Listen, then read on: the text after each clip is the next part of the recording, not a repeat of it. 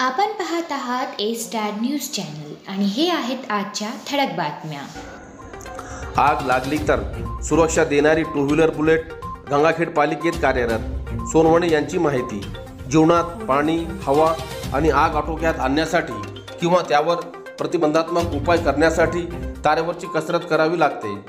त्यामुळे गंगाखेड विधानसभा क्षेत्रात आज परिस्थितीला कुठेही आग लागली तर प्रतिबंधात्मक उपाय म्हणून लवकर सुरक्षा देणारी गंगाखेड नगरपालिकेने आज दिनांक 22 जुलै सोमवार रोजी टू व्हीलर बुलेट जनसेवेसाठी उपलब्ध करून दिली आहे।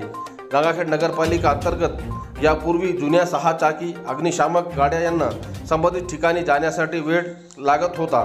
जास्तीचा वेळ जाण्यासाठी लागत असल्यामुळे कमी वेळामध्ये जास्त सुरक्षा देणारी यंत्रणा म्हणून जयवंत सोनवणे मुख्याधिकारी गंगाखेड नगरपालिका यांनी नवीन गाड्यांना मागणी करत पाठपुरावा करून गंगाखेड शहरातील नागरिकांसाठी जनसेवेसाठी उपलब्ध करून दिली आहे। त्यामुळे लागलेली आग यावर प्रतिबंधात्मक उपाय काळात कुठेही संकट काळात आग कुठेही लागली तर लवकर सुरक्षा देणारी टू व्हीलर बुलेट गंगाखेड वासियांसाठी उपलब्ध आहे।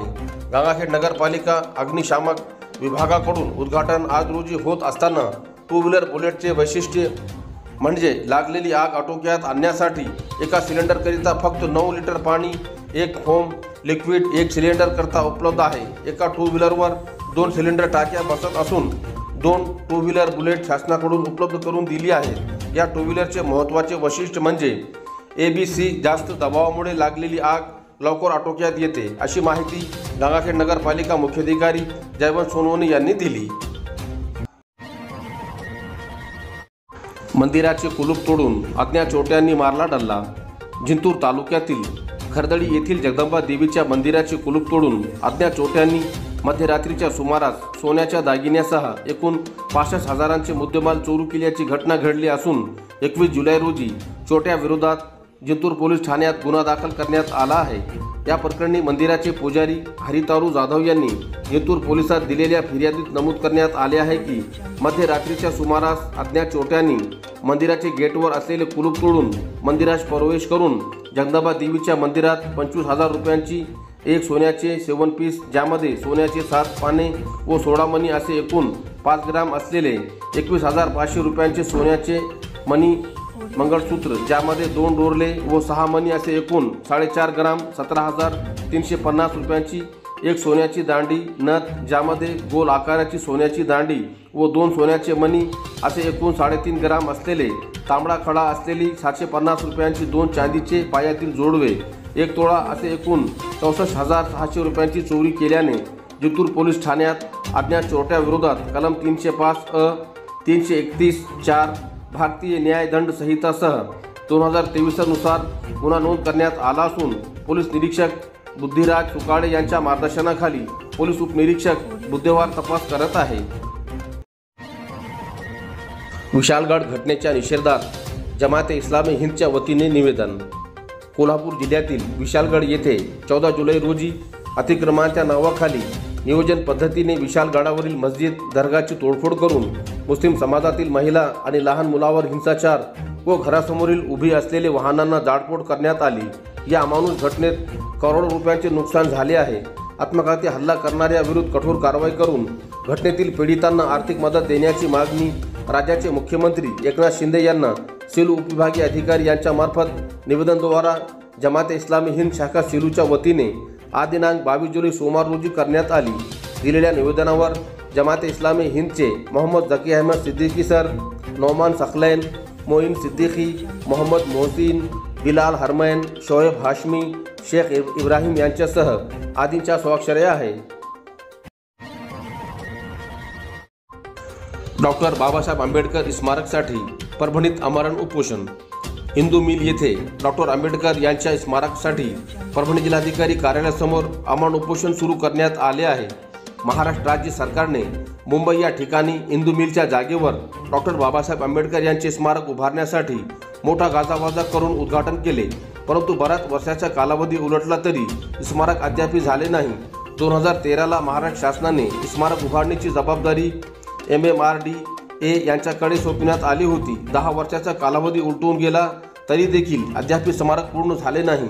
ते स्मारक पूर्ण करावे या मागणीसाठी आज दिनांक 22 जुलै सोमवार रोजी परभणी जिल्हाधिकारी कार्यालयासमोर अर्जुन पंडित, विश्वनाथ वाघमारे हे उपोषणाला बसले असून त्यांच्या मागण्या मान्य होत नाही तोपर्यंत उपोषण चालू ठेवणार असल्याचे यावेळी उपोषणकर्त्यांनी सांगितले।